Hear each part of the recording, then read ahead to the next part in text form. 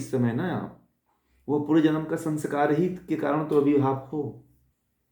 इसलिए जो समय बचा हुआ है उसमें कुछ अच्छे संस्कार बना लो आप, कि आने वाला जो समय आपका होगा वह जो अभी जो आप ज्ञान प्राप्त कर रहे हो उसका युग आएगा। फिर जो आप अभी हो ना, वह पूर्व जन्म की कर्म का कर्म का योग है। और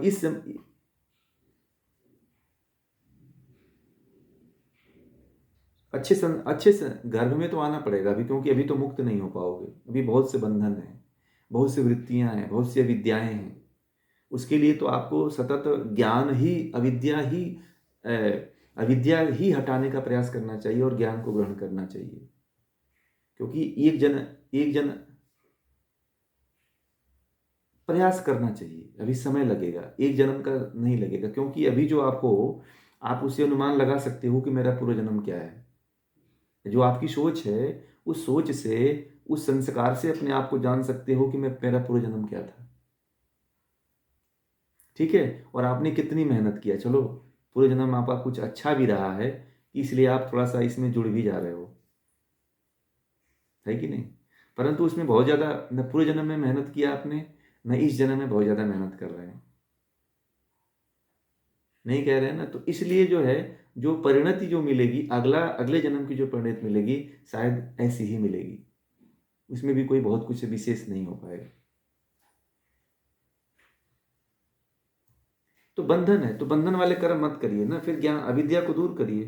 जब आप अविद्या को दूर करेंगे तो बंधन वाला फिर जो है, बंधन वाले माता पिता क्या नहीं जन्म होगा, फिर आपको उस तरह का ज्ञान नहीं मिलेगा, बंधन वाला ज्ञान नहीं मिलेगा।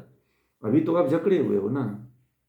माता आप माता पिता के यहाँ जन्म लिए, आप बड़े हो गए, आपको माता पिता ने कुछ पढ़ा लिखा दिया, फिर आपकी शादी कर लिया और कह दिया बेटी जाओ अब घर का निर्वहन करो।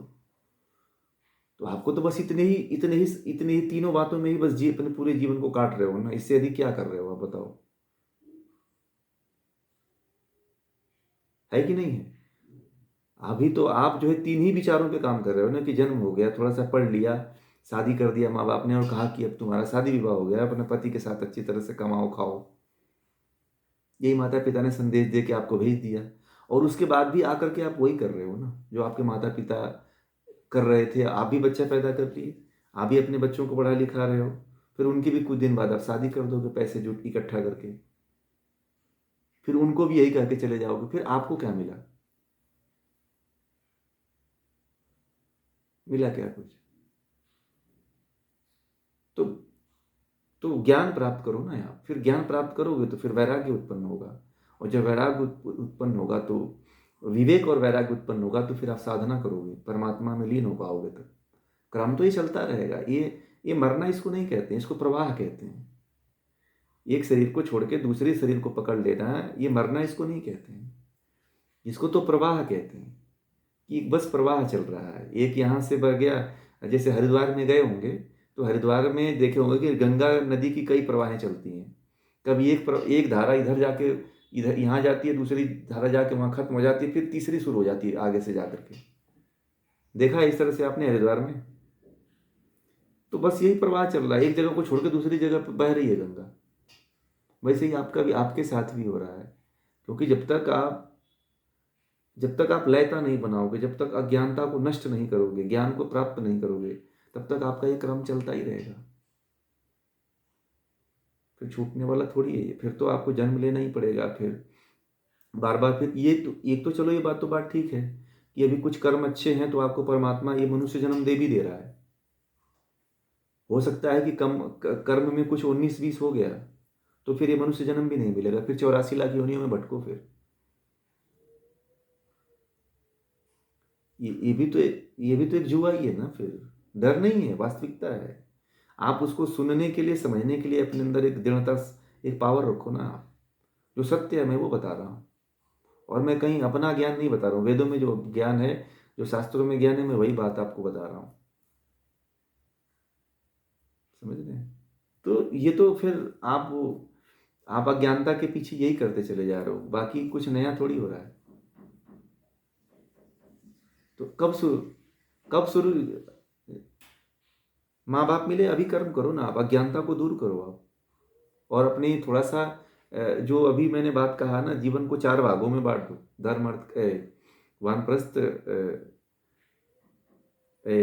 ब्रह्मचर्य, गृहस्थ, वानप्रस्थ, संन्यास, धर्म अर्थ काम मोक्ष। ठीक है, धर्म अर्थ काम मोक्ष। तो आपके ये 4 स्तंभ होने चाहिए, धर्म अर्थ काम मोक्ष के। आप कामनाएं अगर आपके अंदर है तो धर्म का भी काम करो, ठीक है। कामना है तो धर्म का भी काम करो, अर्थ है तो मोक्ष की तरफ भी जाओ,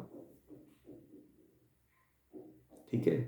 क्योंकि ये तीन चारों स्तंभ को लेके जब तक आप इन चारों को एक साथ नहीं लेके जाओगे और जीवन में ज्ञान को नहीं बढ़ाओगे, तब तक आपके साथ यही चलता रहेगा।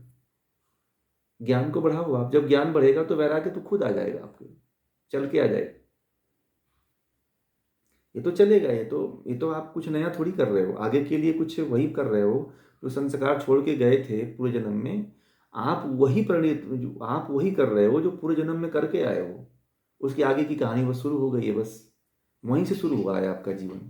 वेद ऐसा भी कहते हैं कि आपका जीवन का प्रारंभ वहीं से हुआ होता है जहां से आप छोड़ के जाते हो। वेद ये भी कहता है कि आपके जीवन का प्रारंभ वहीं से होता है जहां से आप छोड़ करके जाते हो। और आप बस देख लो आपने क्या छोड़ करके आए हो, और वहीं पे आप पकड़े, उसी को पकड़े हुए हो आप।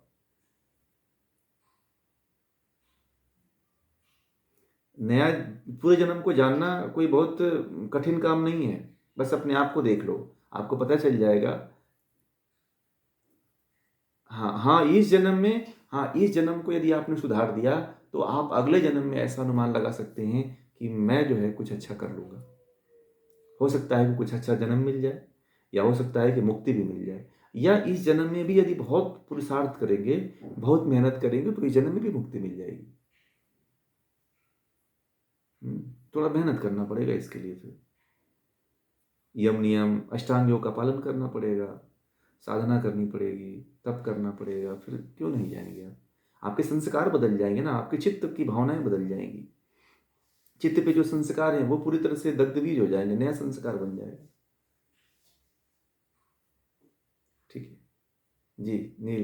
नीलम जी बताइए।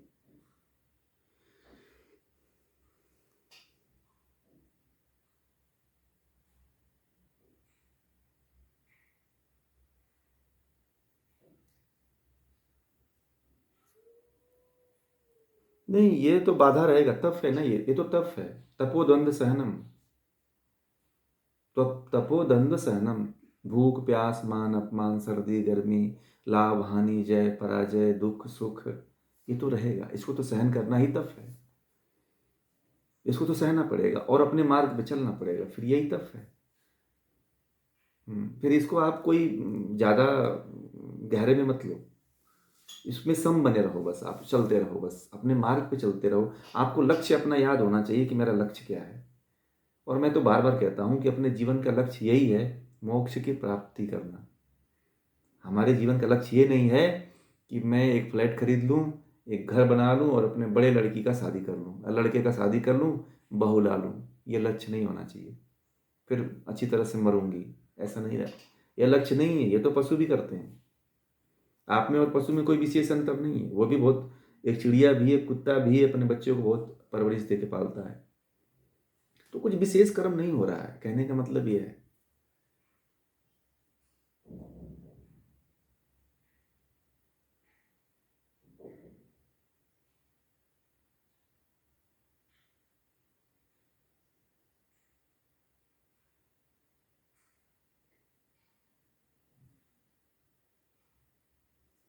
नहीं, वो धर्म ऐसा नहीं है। आप नहीं रहोगे, मान लो कि जो है महात्मा बुद्ध जो मर गए, महात्मा बुद्ध की माता जो है जन्म दे करके ही मर गई, तो क्या महात्मा बुद्ध क्या का विवाह नहीं हुआ? हुआ कि नहीं हुआ? तो यहाँ पे आपके आपसे कुछ नहीं होता है, आपका भ्रम है कि मैं रहूंगा तो होगा। आप नहीं रहोगे तब भी होगा। आज अपने,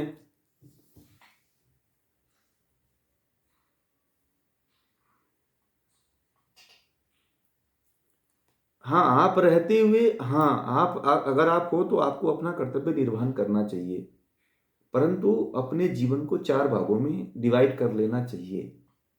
निर्वहन करिए, किसी भी कर्तव्य को मत छोड़िए। आप माँ हैं तो माँ का रोल अदा करिए, पत्नी है तो पत्नी का रोल अदा करिए, भाई है तो भाई का अदा रोल करें, बहन है तो बहन की रोल अदा करें, परंतु आपको भागना नहीं है। भगवान श्री कृष्ण ने कहा, आसक्ति का त्याग करके, कर्म फल का त्याग करके। बोलिए बोलिए।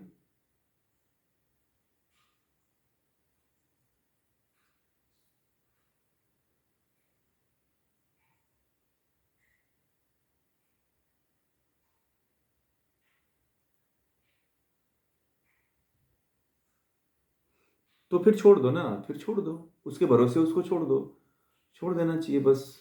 आपका, आपने अपने कर्तव्य के निर्वहन के लिए आग्रह किया ना, ठीक है, आपने आग्रह किया कि भाई मैं ये करना चाहता हूँ, वो कहता है कि मुझे छोड़ दो, तो छोड़ दो आप बस। आप अपने रास्ते।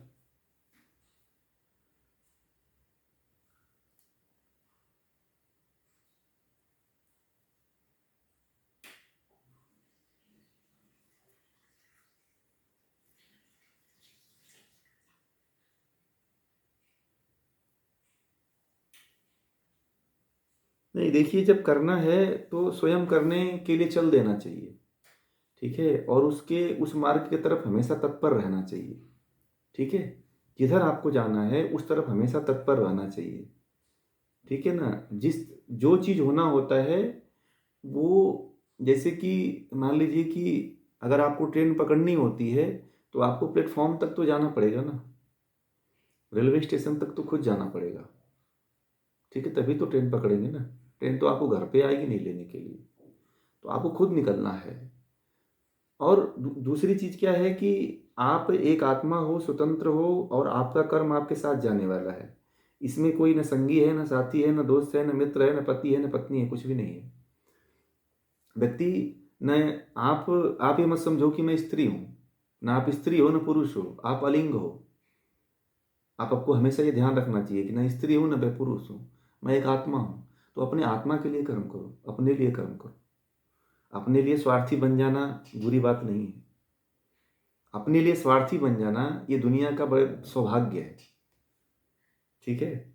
ये भी एक बहुत बड़ा सिद्धांत ये भी है कि अपने लिए स्वार्थी बन जाना ये दुनिया का सबसे बड़ा सौभाग्य है, ये कहा जाता है।